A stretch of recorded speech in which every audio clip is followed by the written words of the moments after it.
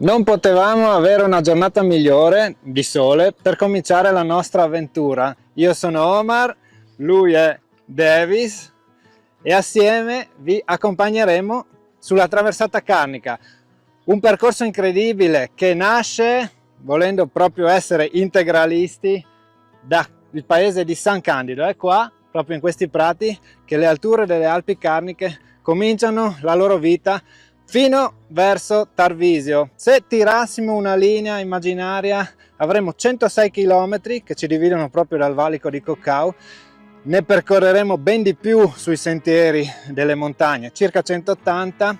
E perché abbiamo scelto di farlo da ovest verso est? Perché di fatto da questa parte c'è un po' meno dislivello positivo, quindi un po' meno fatica. Si parla di circa 10.000 metri di salita suddivisi nelle nostre 11 tappe che abbiamo stabilito di fare così a priori. Quindi questa è la prima tappa, ci vedrà partire dal livello 0 da San Candido su fino alla Silane Route, il primo rifugio. Prima tappa che comporta circa 1200 metri di dislivello per 12 km. Siamo al confine naturale tra Alpi Carniche e Dolomiti. Dolomiti, quelle, come dice un famoso scrittore, dove nevica firmato. Ecco, le Dolomiti firmate sono proprio al di là di questo solco torrentizio.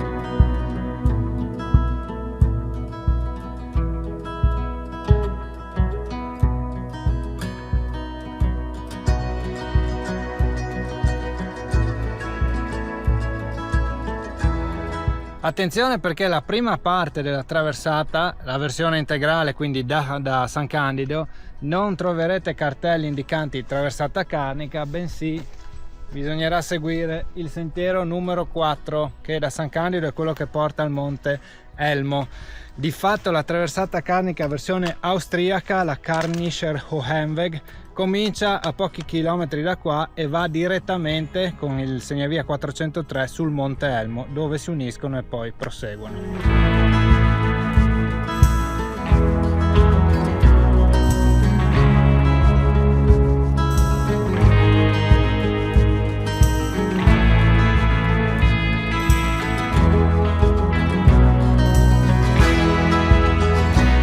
Stiamo salendo la prima parte proprio della catena carnica, che è divisa da un solco torrentizio, come vi dicevo, dalle Dolomiti, quelle chiamiamole famose.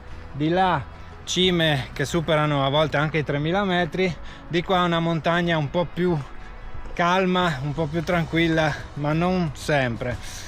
Per capire meglio questa differenza io lascerei la parola al dottor Muscio, che ci spiega un po' l'origine geologica di queste splendide montagne. Esaminando le caratteristiche geologiche delle Alpi Carniche, bisogna ricordare che queste nel loro nucleo principale sono formate soprattutto da rocce del Paleozoico, quindi rocce molto antiche. Anzi, una delle caratteristiche di questo territorio è quello di essere la zona in Italia in cui le rocce sono più antiche, sono anche riccamente fossilifere. Se ci spostiamo verso occidente, quindi verso il Cadore e poi verso le aree dolomitiche, troveremo rocce affioranti diverse. Nel Cadore troveremo spesso anche le rocce metamorfiche, mentre nell'area dolomitica dominano le rocce del Triassico o del Permiano, quindi rocce che hanno caratteristiche diverse. Questo comporta non solo una differenza di età nelle rocce che affiorano, ma anche una diversa forma del paesaggio. Il paesaggio dolomitico è caratterizzato da guglie, torioni, rocce strapiombanti, i grandi depositi che si formano alla base delle pareti rocciose. Morfologie diverse invece sono quelle delle Alpi Carniche centrali, che sono spesso molto più dolci.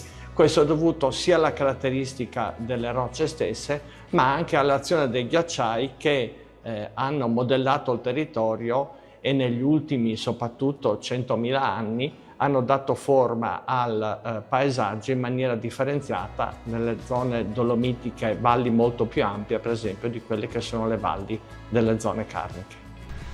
Si diceva Alpi Carniche, ma forse non tutti sanno inquadrarle geograficamente. Ve la ricordate la filastrocca che ci facevano imparare a scuola? Ma con gran pena le reti K laggiù.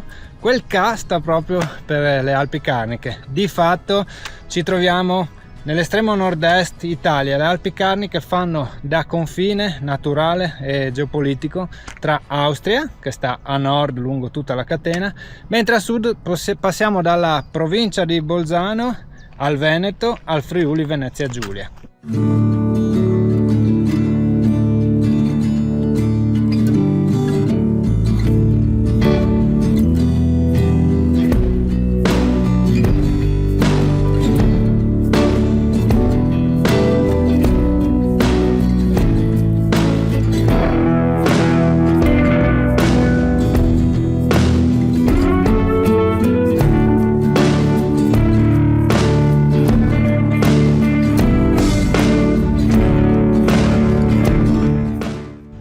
Piccola pillola della traversata carnica: se volete risparmiarvi un po' di fatica soprattutto tra la prima e la seconda tappa, la prima tappa integrale viene eliminata completamente se prendete l'impianto che sale da Moso, che è una frazione di Sesto, arriva direttamente quasi sulla dorsale dell'Elmo. Da lì partite e andate al secondo posto tappa. Noi oggi invece ci fermeremo a Silane Route perché siamo partiti da basso e è un po' che camminiamo, insomma.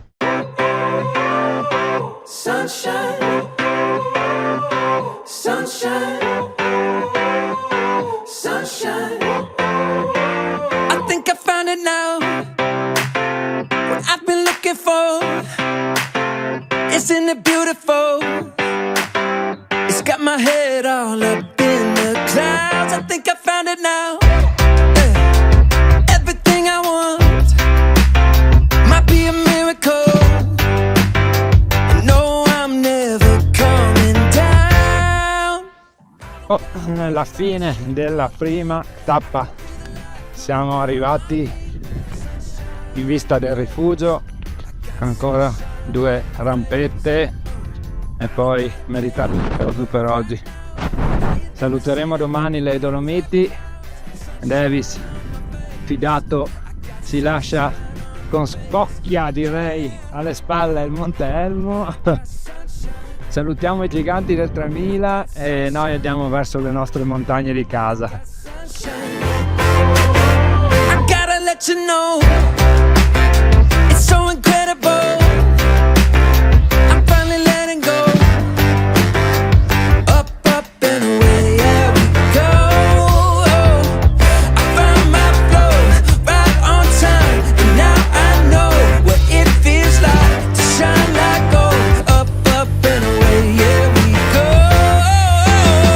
Ed eccoci arrivati alla fine della prima tappa, rifugio Silane Route. Siamo attorno a 2450 metri di quota, siamo arrivati praticamente sulla displuviale delle Alpi Carniche. Da qua in poi sarà tutto un sali-scendi per alcune giornate. Tappa piacevole comunque, perché la salita è stata progressiva, all'inizio nel bosco, per fortuna ci ha protetto da un solleone di giugno mostruoso. Poi uscendo nei prati qua la vista spazia ed è una piacevole digressione proprio fino a qua. Adesso passeremo la notte in questo rifugio e domani mattina siamo pronti per la seconda tappa. Ciao! I got sunshine. I got sunshine. I got sunshine.